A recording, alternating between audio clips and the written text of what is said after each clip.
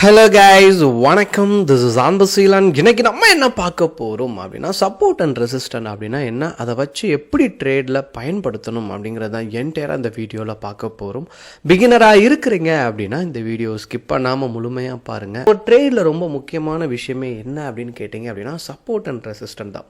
நீங்கள் பிகினராக ஸ்டாக் மார்க்கெட்டில் இருக்கிறீங்க, உங்களுக்கு ஒரு 1 இயருக்கு பிலோவாக தான் எக்ஸ்பீரியன்ஸ் இருக்குங்கிற பட்சத்தில் டெக்னிக்கல் அனலைசிஸில் ஃபர்ஸ்ட்டு ஃபோக்கஸ் பண்ணுங்கள். இதுலேயும் எஸ்பெஷலி சப்போர்ட் அண்ட் ரெசிஸ்டண்டோட லைனை ட்ராப் பண்ண கற்றுக்குங்க. ஏன் அப்படின்னா, support and resistant is the one of the most widely used concept in technical analysis.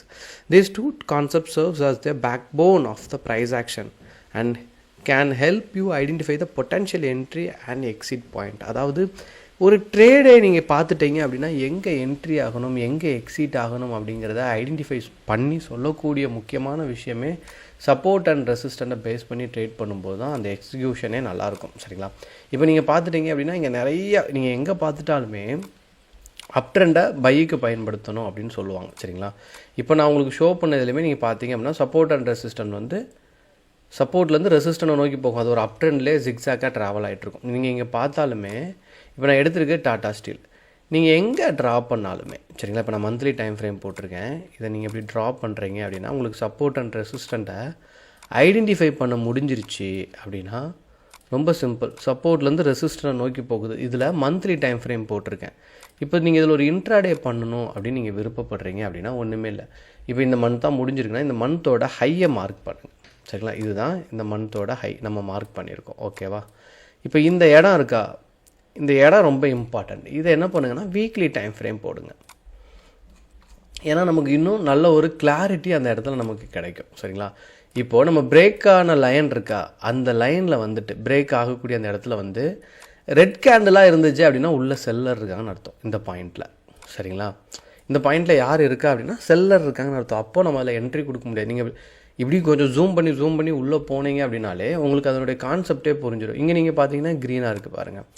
அப்போது அந்த லெவல், அதாவது சப்போர்ட்லேருந்து ரெசிஸ்டன்ட் நோக்கி போகிற லெவல் ப்ரீவியஸ் மந்தோட ஹை. சரிங்களா? அந்த லெவலை பிரேக் பண்ணுற வீக்லி டைம் ஃப்ரேம் க்ரீனாக இருக்குங்க பட்சத்தில் அதனுடைய ஹையை பிரேக் பண்ணும்போதுமே ஒரு நல்ல ஒரு ப்ராஃபிட் இருக்கும். அப்போது அந்த டேயில், அதாவது அந்த வீக்கில் நீங்கள் பார்க்கும்போது சரிங்களா, மார்க்கெட் சப்போர்ட் பண்ணிச்சு, சப்போர்ட் அண்ட் ரெசிஸ்டன்ட் வந்து நல்லா இருக்குது அப்படின்னாலும் நீங்கள் ட்ரேடை எக்ஸிக்யூட் பண்ணலாம். இன்னொன்று டே டைம் ஃப்ரேமுன்னு இருக்கு. சரிங்களா?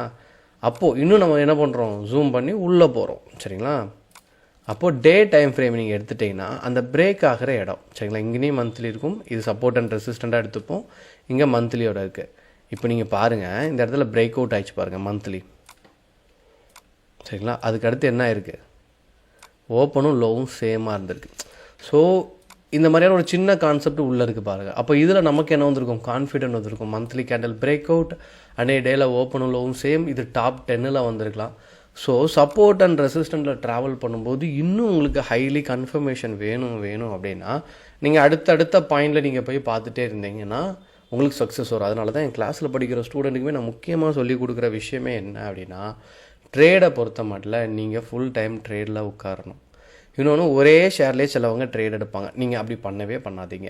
எப்போதுமே அடுத்தடுத்த செலெக்ஷனுக்கு ரெடியாக இருங்க. நம்ம கைவசம் நிறைய ஸ்டாக்கை ரிசர்ச் பண்ணி வச்சுக்கோங்க. மந்த்லி அனலைசிஸ், வீக்லி அனலைசிஸ், அது எப்படி பண்ணணும், அதோட ஸ்டெப் என்ன, அதில் டெக்னிக்கல் அனலைசிஸை எப்படி கொண்டு வரணும் அப்படிங்கிறத நீங்கள் ஃபாலோ பண்ணணும்.